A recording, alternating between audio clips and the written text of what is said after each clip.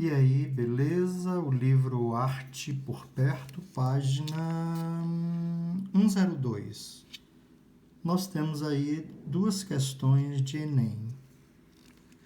Agora você vai dar uma pausa para tentar fazer ou fazer. Voltou da pausa? Beleza. Então agora vamos ver a resposta. A resposta é a letra D de dado. Porque o John Cage,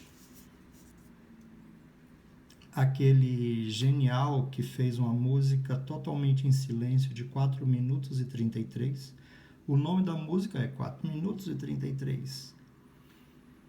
Ele teve esta intenção, né? Alguns poderiam chamar de maluquice, mas foi considerada uma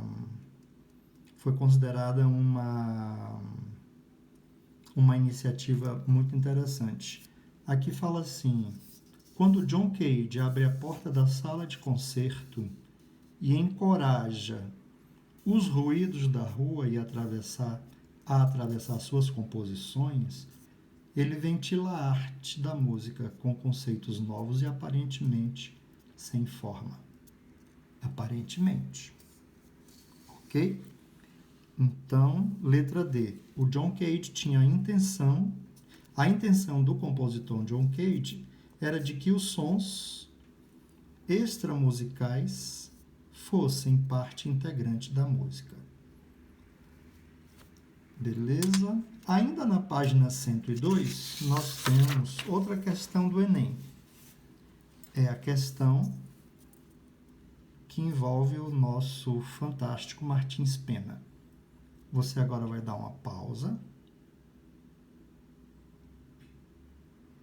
E agora você vai voltar da pausa porque você tentou fazer.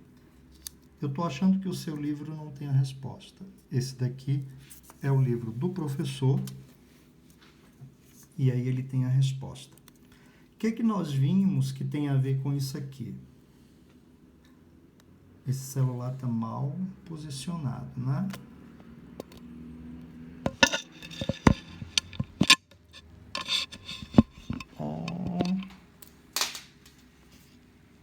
Aí vira a tela aí, ok? Nós vimos que o discurso direto ele é próprio das peças teatrais, das dramaturgias. Esse aqui é o dramaturgo Martins Pena. Ele é considerado o nosso Molière brasileiro. Deixa eu sentar aqui para não fazer sombra. Ok. Ele é considerado o nosso Molière, porque tanto Molière quanto Martins Pena, eles fizeram comédias de costumes. Eles criticavam a sociedade. O Martins Pena deve ter escrito isso aqui, muito provavelmente no final do século XIX, quando o Brasil colônia vivia aquela euforia de ter a corte aqui e tal. Já pensou como era a vida perto da corte, uma corte de verdade, né? Porque hoje em dia nós temos cortes também. O mundo tem sempre cortes, ou são as monarquias oficiais, ou são as oligarquias dominantes. O mundo tem sempre cortes e sempre haverá dramaturgos como Martins Pena e Molière para criticar os costumes da época. Então, veja, numa peça teatral, o discurso é direto. Aqui é a palavra da própria Fabiana. A Fabiana, personagem, ela disse: ora, eis aí esta para que se casou. Não, esse palavreado aqui é do final do século XIX, né? Deixa eu me concentrar. Ora, eis aí está, para que se casou meu filho e trouxe a mulher para minha casa. Então, essa é a fala da Fabiana. Quando vem em itálico ou entre parênteses, é a voz do dramaturgo. São dicas que ele dá ali. Então, Martins Pena colocou aqui, arrepelando-se de raiva. Não foi no dicionário, mas deve ser morrendo de raiva. E aqui ele diz que ela está batendo com o pé. Ok? Então, entre parênteses e em itálico é a voz do dramaturgo. São os comentários dele. E depois do nome da pessoa, ou então com travessão, ou às vezes com 2 pontos, é o discurso direto. Como seria o discurso indireto? Como que um romancista e não um dramaturgo falaria isso aqui? Fabiana estava morrendo de raiva e disse que aí estava aquela que se casou com o filho dela. Né? Esse é o discurso indireto. O discurso direto é a própria que está aqui falando.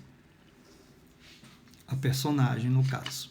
Essa questão do Enem, ela é muito difícil, ok? A resposta, que talvez você possa ter acertado por eliminação, é a letra B. Por que por eliminação? Porque às vezes, quando é muito difícil, você só consegue acertar por eliminação. Aqui na letra B, está dizendo que a gente pode mudar o que o Martins Pena disse. É muito difícil a gente ter coragem de marcar uma alternativa dessa. O cara é um gênio, o Martins Pena. Aí você vai lá e marca uma letra dizendo que você pode mudar. É difícil acreditar, mas essa é a correta. Por quê? Martins Pena é o dramaturgo, foi ele que escreveu. O diretor teatral é aquele que concebe a peça. E na concepção da peça, ele pode mudar aquilo que está entre parênteses. Então, por exemplo, aqui está dizendo, ela estava morrendo de raiva. O diretor teatral, quando faz essa peça, ele pode dizer, não vou botar ela aqui morrendo de raiva, não. Aqui está dizendo, batendo com o pé. O diretor teatral, quando concebe a peça, o espetáculo, quer dizer, quem concebeu a peça foi o Martins Pena.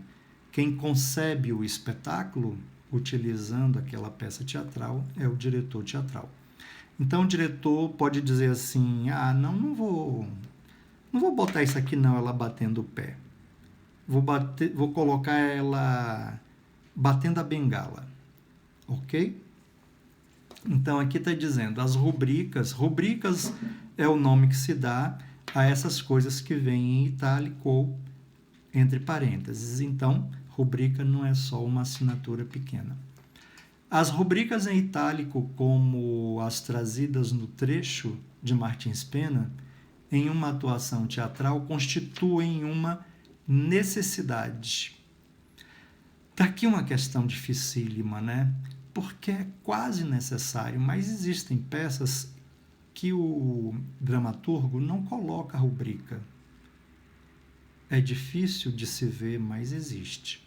Essa aqui nós já comentamos. E a letra C, preciosismo. Não, as rubricas não são preciosismo, não. As rubricas, elas trazem coisas bem interessantes. Letra D, uma exigência.